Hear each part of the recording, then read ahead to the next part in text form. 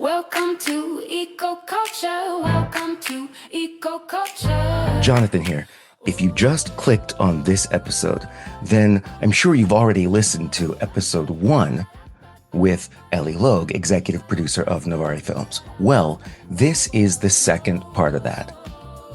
Enjoy. Yeah. So our show, what we do is build an entire homestead. We have procured almost an acre of forested land. We've gone in and cleared only brush. We build around and with the trees because the reality is the way we build, clear cutting land, dropping a house on it. That's why your house gets decimated by a hurricane. You are open on a flat plain. There are no trees around you breaking up the wind, breaking up the rain. You just take full direct impacts. That's why when a tornado rips across the plainlands in middle America, everything gets destroyed. There is nothing there. Our trees absorb an abundance of rain. We're in the forest right now. When it rains here, the rain is absorbed, even when we have, 2 inches. The rain is absorbed within an hour. I go into town the next day, they still have water everywhere. Concrete cannot absorb water. That's why we're having flooding issues. All of our problems we have created. And that's the hardest part about it, is nobody wants to honestly fully take responsibility when, our last hurricane, downtown Orlando was flooded for days. I even offered to go get my sister on a paddleboard because she couldn't get out. It was because she lives in a concrete jungle. There is nowhere for that water to go. It can't be reabsorbed by the environment because you took the environment away. Just because you planted a box tree in the median, that does not mean anything when it comes to being able to withstand what nature has for us. And we are just pissing nature off left and right, upsetting all ecosystems, altering the temperature of the ocean, which is causing hurricanes to get 1,000 times larger. And we can't just mitigate what we've done to the environment. We have to live in a way where we can live with what we've done now and then reverse it. Because the concept of continuing to live like we are and being able to reverse this simultaneously and sustain is not the case. That's why the devastation that's coming with natural disasters now is tenfold of what we used to see decades ago. Everything, we keep hearing the same word again and again: unprecedented, unprecedented. It's unprecedented how many times I've had to hear someone say unprecedented. It's just, it's off the charts. And so what we did was buy this patch of land, clear in a proper way, to respect the soil, to respect the trees, to have an oxygen-rich environment, which helps every piece of your functioning as a human being, and to help even eat the carbon that's around us. We are building a Technoblocks home. We implement all of this different type of solar technology. We're putting in solar palm trees. It looks like an art installation, an artist rendering in an abstract manner of what a palm tree would look like. But the leaves are actually solar panels, and they power my home. There That's are cool. That's so flexible cool. mat solar. There's so many things. We The build the a solar flower. georesonant.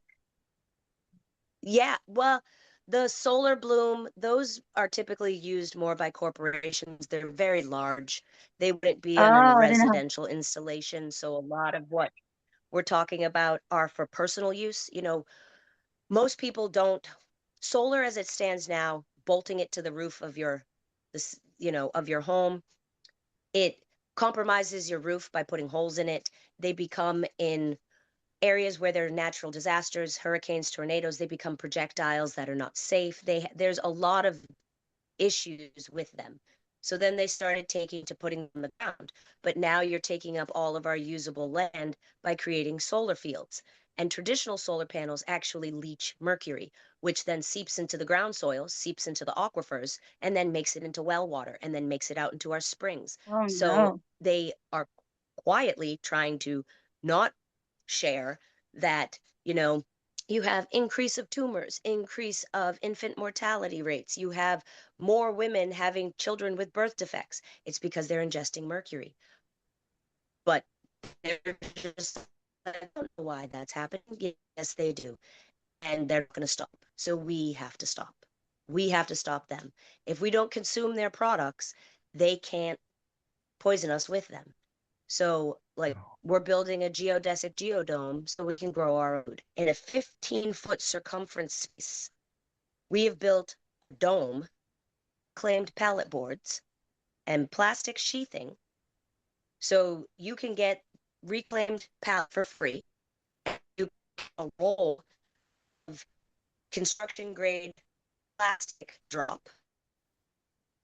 Build what I'm talking about. So for maybe $75 out of your pocket, you could build a dome. And a 15-foot circumference, we grow our food vertically up the sides of the geodome.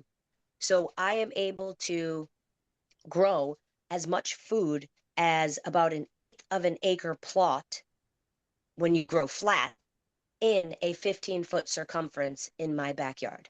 So all of my produce, all of my herbs, legumes, all of those things I will be growing myself. I know they are organic. I know they are pesticide free. I know what is going into my food because I am putting it there. And what it will cost me to do that is almost nothing. You can go to any nursery, like you can go to Home Depot even, where they sell plants for food, like that you can grow at home, your little basil plants, your this, your that. And they have plants that have wilted too much, so they will not sell them and they just throw them away. You can take those for free. If you buy carrots in your grocery store, organic carrots, cut the top off. You can set it and grow it yourself. You can do that with a pineapple, a potato, an avocado. The list goes on and on and on. So take the food you already bought and make it make more for you. Go to places that are throwing away plants because they're not quote unquote pretty enough to sell or to try to rehab takes too much effort. So they just pitch, buy them, take them home.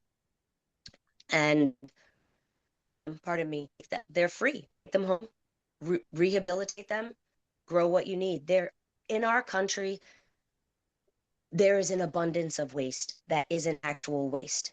That's why we even talk about take trash to treasure. Many things labeled as trash that are actually treasures if you just perceive them are. But we are taught to believe they're trash. We are a consumer country. They want you to throw it away. They want you to buy the next piece. They don't want any permanency with the things you buy. Take furniture. Flash furniture, flash fashion. They want you to have it for a year, get something new. They even design it poorly so it will break eventually. If you look at furniture that was made in the 1930s, you could get body slammed onto a coffee table that was made in the 1930s, and that thing is Says the not even stunt gonna, woman. because I have them. It's She not even knows. gonna, it's not gonna crack. It's just not. That furniture is solid because it was I made, hear you, and you're you absolutely right. know? I want to make sure. I want to make sure that we touch on not only the storyline, so to speak, of Engineering Paradise, because I'm sure people are curious about that, but then I also want you to mention some of the other shows that Absolutely. you're planning that are coming up. I can think of Sure. one that maybe Laritza you're familiar with, but before we Yes. move to that one, is there an actual storyline for Engineering Paradise, or are we simply Yes. watching you and Anna live the way you just described to us? It is. It's, and we're also Novare Films. We like to take the old and make it new. We're even changing the way documentaries and docuseries are done. So this is, I'm taking everything I've learned in the film industry and making a show highly cinematic, highly engaging. We have two different styles of animation that will be on the screen at different times. We do not break the fourth wall. There are not experts sitting on a stool talking at you. You are either seeing from our perspective, watching us from like a second person's perspective, or you're truly seeing us and our film crew from a bird's eye view watching everything. So you will see our cameraman move about as they're capturing what they're capturing. It flips back and forth, it's non-linear. We jump back in time, we move forward, we explain why we're doing everything we're doing. And the flow of it is, we enter the forest, we hatch this idea, and then we confront a problem. One of those five macro problems. How are we going to solve it? we head out into the world and we find the solution, and we engage with someone who is actively living the solution.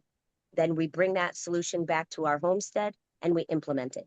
It goes on and on like this for 6 episodes until the entire house is done. And then everyone who had a hand in this house coming to fruition, this homestead at large, we all come together and we celebrate this amazing accomplishment. Engineering Paradise, the docuseries, and it out comes Engineering Paradise on the Road, the multi-season episodic, which is already deep underway. We are heading out into America and helping people do this, helping them either build an entire home or implement some of the technology to elevate their lives. We work with individual families, individual people. We work with entire communities. We work with institutions, colleges. We work with a variety of people just in season 1 and 2. We've actually been invited to 2 different countries where they want us to do large scale communities. This is our mission, is to spread as fast as the darkness spread, to spread the light twice as fast. And we are not waiting for change. We're headed there to help be the change. And that is the point of Engineering Paradise on the Road. From there, we realized, okay, that's dealing with all of these sides of sustainability, but there's more. There's our fashion, there's our furniture, there's everything in life needs a revamp. And working with the amazing Maritza, who is our head of wardrobe and costuming, she had the idea of wanting to do a show about fashion and even sustainable fashion, but not just in the way that we're doing Engineering Paradise, talking about sustainable fashion, but all the way back to the beginning. How did fashion begin? How did it, what are different cultures and societies, ancient practice? How did they turn into now? How do we bridge the past with present? Very much along the same lines of Engineering Paradise. And it was a perfect fit with Sustainability Worlds. Already launched. The show is fully in development. And Larissa, if you'd like to talk more about it, I'd love you to chime in on that, since I've Yeah, got so you as the co-host today. the it's an idea of a show I pitched to Ellie, and she got really excited about it, which I was like, yeah, let's do this. But it's a show that talks about, it's the world we wear. So it talks about everything about fashion, and then it goes a little bit deeper. It talks about like the history of fashion and the elements of fashion. So the beginning will be, we're talking about different dyes and the textile industry, because that's kind of like the foundation, and it goes through a little bit of history of that too. Like, what is the history of dye? Like, why were these colors significant? Where did they come from? How have they evolved? And so from that, so we're gonna share with our audience some of the history of fashion, and then we're gonna go to different places, explore different cultures, explore how they've made their textiles and how their cultures have influenced the designs that they have. And then we want to take that and we want to explore the regions in that area and see what are they doing today? Did they take influences from their cultures to bring in new designs in the modern world? Can we relate that to the past? How can we celebrate the things from that area and explore it in different places? So it's a whole show that talks all about that. And we have so many different people that we want to bring on. And some of the things that we address is some of the problems that is in the fashion industry. And we also want to offer solutions. So we don't just leave our audience with like, oh, this is all terrible and everything's burning to the ground. We also want to be like, but hey, guys, here are some solutions. Because I heard this once and it resonated. And it says, whenever there's really bad things happening in the world and it seems destructive, always look for the good guys. There are always people who are going to go against the current and are going to do their best to be like, absolutely not. No, and here's a different way. And there's always people like that. Whatever conflict you look at in the world, there's always people that are standing there saying no, and we have a different way. So a lot of times the media likes to show you the doom and gloom. I invite everybody to search for the heroes because they are out there. They just don't have a big enough voice sometimes. So we need to find them and then elevate and prop up their voice. So that's what Novare Films does. That's what Engineering Paradise does. And that's what The World We Wear does as well.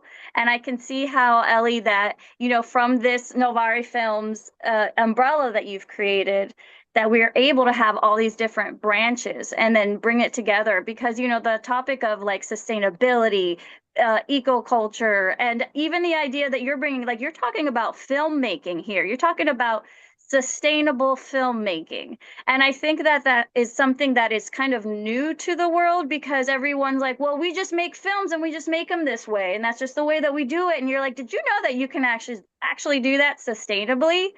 And you have a whole bunch of people going, what? That's a thing? How do we do that? And I love that that's where you step in and you go, well, here, everybody, this is how you do it. And I think that's what you're going to see from Engineering Paradise. That's what you're going to see from Novare Films is you're going to see answers on how to do things differently and new. So I can't wait for our audience to continue to explore all of this. And Jonathan, you said also there were some other places. Where can people go to look at Novare Films and then just see all the beautiful, awesome things that Ellie's bringing to the table? Because The World We Wear and Engineering Paradise, that's just the start. She's talking about her spin-offs, which everybody, this is amazing that we're already looking at. She's planted the seed of Engineering Paradise, saying to the world, this is how here's a thing that you can do. And then she's going, I don't just talk the talk, I walk the walk, and I'm going to walk around the United States and the world and show you how to do it. So I feel like that's so significant that we're looking at a company that not only tells you, hey, we have answers, but they're going to put their hands on the ground and be like, but here's how you actually do it. And here's how we're going to help you do it and achieve it. So I think that's really significant, Ellie. I'll land my plane. No, I mean, to answer your question, Thank you for saying that, Larissa. Yeah. NovareFilmsLLC.com is where people can go and check out all the really cool shows. Here's a fun little game for Ellie. I'm going to read the title of one of the upcoming productions, and you give me maybe 10 to 15 seconds on what that show is, why we should watch it. It also has a really, really cool picture of one of the techno blocks on it, and it looks so dang cool. It's solar punk. It's solar punk. I love that. I love that so much. Solar punk. All right. So, Engineering Paradise, 15 seconds. Go. Engineering Paradise is the way forward where we learn to live with the planet and not against it, harnessing Mother Nature and all its things green to get us back in line with the climate and ourselves and each other. Awesome. Beautiful and Bizarre. Beautiful and Bizarre are new ways to live, stay, and play. It is a travel show where we travel America and we show you a new way to live, which is living in a fifth wheel. That is a residential model that can be moved at any point in time you want it because there are moving haulers that do that for you. It gives you a freedom, but a permanency because you take everything with you. We show you new ways to stay, which are amazing vacation rentals that people have personally built in sustainable ways just because they had a passion for, tree houses or whatever it was. So we stay at the coolest, craziest places you've ever seen. And then we show The you Real Deal. get back outside in nature. The Real Deal is yes, an The Real amazing Deal. show that I don't actually want to say too much about. I actually don't want to say too much about 15 seconds. I don't 15 want seconds. anyone to try to bite that idea yet. 15 Okay. seconds. All right. Okay. The Real Deal TV show.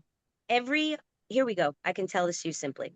Every talent they have made a competition show for, except filmmaking. So the Real Deal is who is the next real filmmaker? Who out there has the next greatest, best movie? And it's a competition, and the winner, production, creates their film, and it ends in theaters We get behind small creatives that no one ever knew existed. You have a pretty good host for that one, so I hear. Next, I Jonathan, I do. the world we wear. The world we wear is all about all the fashion that we wear, the history of it, the pitfalls, the promises, the hopes, the dreams, the aspirations of the designers that create, and then how things come to be on our very bodies and in the stores that they are. How did the color purple come into existence? What did that mean for humanity? And then how can we go forward in sustainable ways? And The what that even last looks like. It's not watch. just wearing Oh, you only got 15 the seconds, lady. last watch. The last Oh, okay. watch. The Last Watch is our first feature film that we are very, very excited about. It is about a lighthouse keeper that has lost his he's lost everything, and he decides to go man the last lighthouse, the last manned operating lighthouse in existence. He's on an island, he's isolated, he's alone, and this is basically what happens to the human spirit when you succumb to grief and loss and the devolvement of the human mind Wow. and our Those fight to get are back o- to ourselves. those are only the shows that are listed on the website. I'm sure there are probably 10 more floating around in your head, which I'm not going to ask about. There are three more. There are three more right now in development. Oh, there you go. There Of you go. course there are. So to sort of wrap us up a little bit, obviously, Ellie, you've told us so much about why you're doing this. You've told us how you're doing this, or at least how you plan to do it. My question for you right now is, what is the next step for you? To just keep going. As Laritza said, we are finishing up our homestead. We are already building with another individual. Their homestead is fully underway. Um, it's just to keep going. We don't just go out and show people how to build these things. We actually do it. We are in our work clothes. I'm in my overalls, and I am helping you build your house. I am helping you dig this garden. I'm not just giving a man a fish. I'm not just giving a man a fishing pole and teaching them how to fish. I'm showing up, I'm digging a pond, and I'm filling it with fish so that you can fish for the rest of your existence. That is what we're doing. And that is what we encourage and challenge all other film production companies to do. Don't show up in a town and just throw money around, use and abuse the space, and then leave. It's not, and don't even just go and leave no trace. Don't just clean up everything and leave. The new challenge is leave it better than you found it. So when you go into a town and you want to film, do something for that town. A perfect, example is our film, The Last Watch. A location that we want to use is a historical location and it's crumbling. We have offered to bring in a PhD holding historian who specializes, oddly enough, in sustainable restorations and bringing in a team to do the actual restorations. And we are going, in exchange for getting to use this location, we will completely restore this space. And then we will leave it better than we found it. That is what we need to do. If everywhere I went, I left it better than I found it, eventually things would get better. Like for our crew, one of our gifts one time, every time us and our team would get together, Anna and I always give them a little token gift. Nothing massive, nothing expensive, nothing ornate, a true gift from the heart that has purpose. And the last time we were all together, one of the things we gave, they were wildflower seeds and they were pollinator seeds. And they're in this little sprinkle pouch. And then we said, everywhere you go, if you see a patch of dirt, empty dirt, just sprinkle some seeds, drop a little water, cover it over. Those flowers will sprout. They will beautify that space and they will give plants for our bees and our butterflies. We're losing our bees. If we lose our bees, we lose everything. It's a simple act. It's not hard at all. You carry this little pouch in your pocket, your purse, whatever. It takes nothing from you to just And the last time you guys be were all kind. together, I say you guys because I was out of town during this. You were at some music festival where you had a booth or a table specifically for Engineering Paradise, Novare Films, Ecoculture. Ah, You both were there, right? What was that about? What we was that were. like? That actually, we didn't go with the full marketing endeavor. The entire event, which we're very happy for the event, Florida Groves, they sold out. So we could not, all of the booth space was taken. We didn't do Oh, a marketing endeavor, and we had to go in with a skeleton crew. We could not go in with the full team. So that the last time we were together, I'm referring to the time before this time. ah, A very small condensed team, two camera people, Laritza, who functioned as wardrobe, makeup, and even took BTS. She was amazing. And she led the interview. You would have been so proud, Jonathan. The interview I she had a did lot with of the hats that band, day. the interview she did with the band was phenomenal. I mean, Anna and I were high-fiving each other behind camera because we were like, host, podcast, look at her go. There she is. And hell yeah. it was amazing. And then we had two additional assistants, and that was it. So we rolled 7 people in, out, small impact. But we were there capturing a festival that is all about connecting to each other and connecting to the planet. And they had multiple things at this festival that were about sustainability and being one with nature. Laritza and I, on our way out, even got handed a live, fresh coconut that they chopped open right there. And the straw was, oh my gosh, it was, I've had paper straws, whatever. This was actually like a natural sugarcane straw. So you could eat it. Oh, And with each cool. fresh sip of coconut, you had this little splash of sweetness. Laritza and I were losing our minds. We were just I'm like, going back just for that. I'm going back just for the coconut drink. I've already decided. Wow. I I'm wouldn't getting mind 5. some micro coconut in my water. oh, it's coconut is Right. very good for you. And it was just the coconut. They cored the hole out of the center and stuck a straw in and went, here you go. I still talk about it. It was I talked very about it cool. today to somebody else. Yeah, me too. Yeah, I dreamt about it. I want another one. I still think But the I'm still festival tasting was it. amazing. Yeah. The musicians It we was a good went to time. cover, their naming, it was. The musicians we went to film the event, the festival at large, and a specific band because they are on the soundtrack for the show, the docuseries Engineering Paradise. But they also have a presence in the spin-off Engineering Paradise on the Road. Their name, the Oh yeah. band is called Dirtwire. Dirt They are wire. world musicians. Yeah, and they are the coolest. What a cool One of the name. instruments they were playing was an African harp. I've never seen an instrument like this in my entire life. It's a hollowed out gourd that has a neck like a guitar attached to this very large gourd that almost looks like a bouzouki, which is a Greek instrument, guitar string instrument.